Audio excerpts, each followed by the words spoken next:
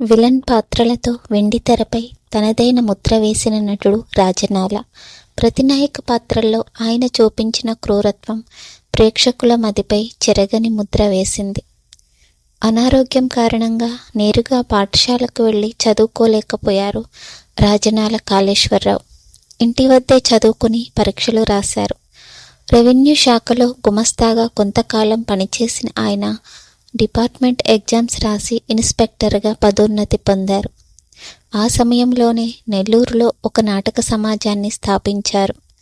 ప్రభుత్వ ఉద్యోగి నాటక ప్రదర్శనలు ఇవ్వకూడదనే కారణంతో కొన్ని నెలలు సస్పెండ్ అయ్యారు. అయినా రాజనాల నాటకాల ప్రదర్శన ఆపలేదు. ఉద్యోగంపై అనాసక్తి కలగడంతో మద్రాసు వెళ్ళి సినిమా ప్రయత్నాలు మొదలుపెట్టారు.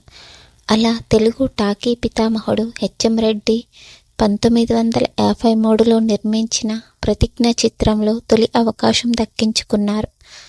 1954లో వచ్చిన రెండో సినిమా వద్దంటే డబ్బుతోనూ మంచి విజయం అందుకున్నారు. తొలినాళ్లలోనే దుష్ట సేనాని, సిఐడి ఆఫీసర్ ఇలా విభిన్న పాత్రలు పోషించేందుకు ఇష్టపడేవారు. ఎన్టీఆర్, కాంతారావు ప్రధాన పాత్రల్లో రూపొందిన జానపద చిత్రాల్లో మాంత్రికుడిగా, సేనాధిపతిగా, పౌరాణిక సినిమాల్లో శిశుపాలుడు, ఆంజనేయుడు, యముడు, దుర్యోధనుడి పాత్రల్లో ఒదిగిపోయారు. కొన్ని చిత్రాల్లో సాత్విక పాత్రలు పోషించిన విలన్గానే ఆయనకు ఎక్కువ పేరొచ్చింది. కంటి చూపుతోనే భయపెట్టే రాజనాల విలక్షణమైన నవ్వు కూడా ప్రత్యేకం. తెర వెనుక ఆయన్ని చూసి కొందరు పడి పరుగులు పెట్టారంటేనే తెరపై ఎంత క్రూరంగా నటించేవారో అర్థం చేసుకోవచ్చు. ఇందుకు ఒక ఉదాహరణగా 1968లో వరకట్నం చిత్రం షూటింగ్ తాడేపల్లిగూడెం చుట్టుప్రక్కల జరిగింది. విరామ సమయంలో ప్రధాన తారాగణమంతా రోడ్డు పక్కన ఉన్న చెట్టు నీడలో సేద తీరుతుండేవారు. వారిని చూసేందుకు అభిమానులు వరుస కట్టేవారు. ఓ రోజు ఆ సినిమా హీరోయిన్ కృష్ణకుమారి విశ్రాంతి తీసుకుంటుండగా ఆమెతో మాట్లాడేందుకు స్థానిక మహిళా అభిమానులు వచ్చారు. అదే టైంకి రాజనాల తన షాట్ పూర్తి కాగానే ఆ చెట్టు వద్దకు చేరుకున్నారు. ఆయన్ని చూడడమే ఆలస్యం. అక్కడున్న మహిళలంతా అమ్మో రాజనాల అంటూ దూరంగా పరిగెత్తారు.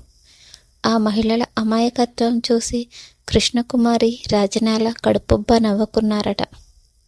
సువర్ణ సుందరి, సతీ అనసూయ, రాజమకుటం, వరకట్నం, మూగనోము తదితర 400కు పైగా తెలుగు చిత్రాల్లో నటించిన రాజనాల హాలీవుడ్లోనూ తళుక్కున మెరిశారు.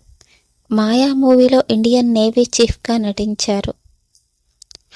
గుండమ్మ కథలో గుండమ్మని తన కంచు కంఠంతో అదిలించిన రౌడీ రాజనాల.